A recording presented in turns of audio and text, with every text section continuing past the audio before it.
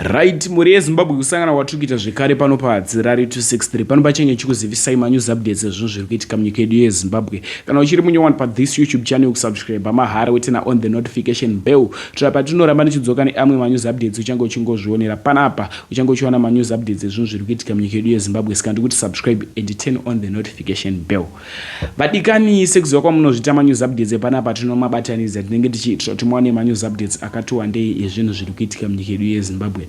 So first update iro rechihure chevakadzi vichinzi kuhura kwemukadzi kuzvifumura munhu wechikadzi afanire kutombohura.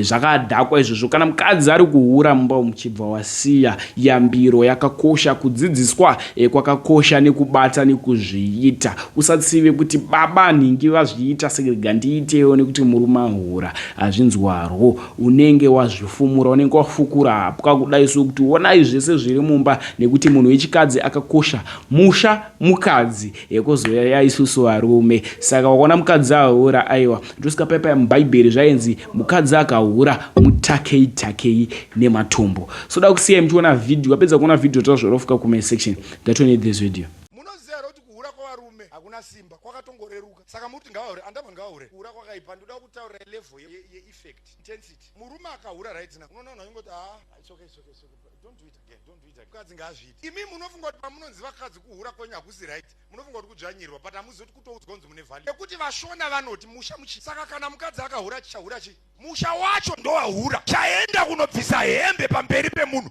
musha. Saka wafumuka mukadzi ane value kudarika murume. Saka kuhura kwake kubva kwevalue yese iyoyo. Murume mwana anotoverengwa pavana vako. Saka even akahura anenge mwana aita musikanzwa anongorohwa. Mai vakahura musha usina rufu. Alright, kamda unoti vakadzi vane value. Izvo zvikana mushida tingoita experiment. Varume vese ngatibvise mashirts tibude panzara. Kana vanongoti kwapisa ka? Kwapisa. Ukupisa hatotombofa. Ukaenda kuChina ndakamboenda kuChina. Ukafamba muChina kana vanodai mashirts. Toshanda mazvese zviri panze. Asi mimi vakadzi kana muchida bvisa hembe moni. Pana mapurisa pana. CNN inoya panapa right now. Kana muine nharo bvisai hembe vakadzi. Panapa panoya BBC pana. Next update iyo yemukadzi uyo abuda mastreets esocial media achitaura iye na maiguru vake vedu wechihure chakashata ichi ndazonzwa pachitaurwa nyaya dzesiki. Vadikani mastreets esocial media muri kupisa hanzi maiguru kana mimi mune siki handi tinotestwa tese. Aiwa vanhu vanosikwa zvakasiyana, vanhu vane zvivindi zvakasiyana kunze ukoko. Iye anazoziva kuti akadanana nemurume munhu akutsoma futi nyaya dzesiki dzekuti anzi wandizadza siki handei tinotestwa. Dakusiye mchiona video yapedza kuona video tazvinofuka comment section manews updates asati apera. Tine last update rababa Bybit vachikumbira mhuri yeZimbabwe ruregerero. Kamubudiro kavakaita pasocial media kamubudikiro kavakaita pasocial media. That's the first update. Hello. Hello, ndiani? Inti makadiko murume wenyu aripo? Aripo. Ndiseika paloud ndivaudze nyaya zvanda kuvaudza. Muripo imimi. Wada ndiani ndikaona? Ndakambodanana nemurume wenyu akandipa siki. Ndakumukumbira mari yemapiritsi kwakundibloka. Chii chakadaro ichocho? Ndinani mimi? Ndisei paloud antondiziva. Aripo. Kona iwe wakandiblokerei after wandipa siki wakundibloka. Waiti ndinorapwa nechi? Imimi ndinani? Mira yadaire. Iwe. Murumangu muzendi mungu notaura nani mimi? Nemurume wenyu ye. Anonzani murumangu? Ndati ndisei paloud aruzanye yesiki. Aripo kataure zitara kenge. Ndati zvonizvo ngaataure murume wenyu anondiziva. Asiri yeBrighton here. Imi munodaira nyaya dzesiki dzedu sei kwemi? Munopengere pamwe siki yacho yakabva kwamuri. Imi munorapwa siki imi. Murume wenyu anofamba achitipa siki. Mukudaira nyaya dzesiki dzemurume wenyu pakuita sei kwemi? Asi Brighton here murume wenyu. Kukateiko baba vakandipa sika. Asiri yeBrighton here murume wenyu imi. Saka mukurambei. Sika akandipa sika akandibloka. Kundibloka munhu ndamuti ndipe mari yemapiritsi esiki.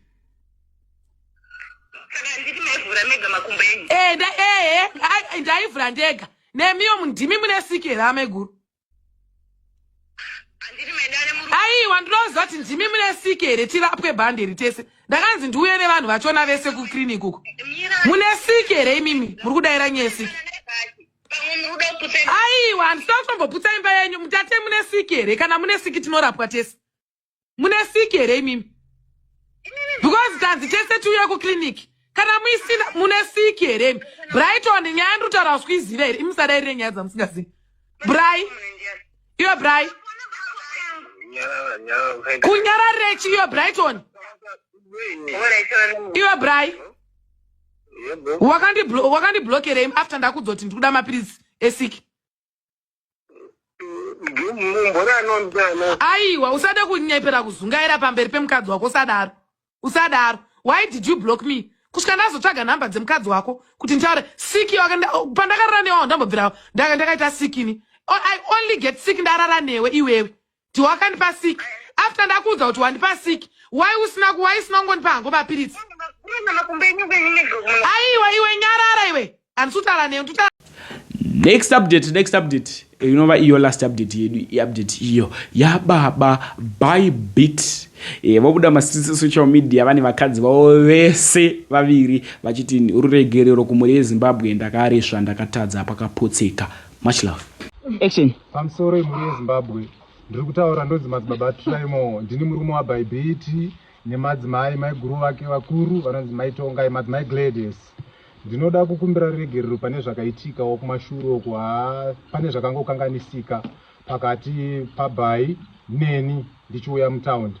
Saka ndinotendawo pakati pepeji rake pakati pezvanga zvichiitika zvose tatsvaga vanhu vanotibatsira mukoma Clyde na adopted son kuti ndivo vange vari mamaneja edu vanokwanisa kuti manejerawo sekuti ndivo vane ziso richiri kuona isu maziso edu ayo vachiri kuona zviri apapa kuti vagone kutitungamirira semamaneja edu pane zvose zvatichaita. Thank you. Ndinokutendai mutisapotewo mhuri yeZimbabwe tichange tiri tese munokondakta mukoma Clyde adopted son kana even isu munenge muchingotionawo mutisapote. Thank you. Ndatenda.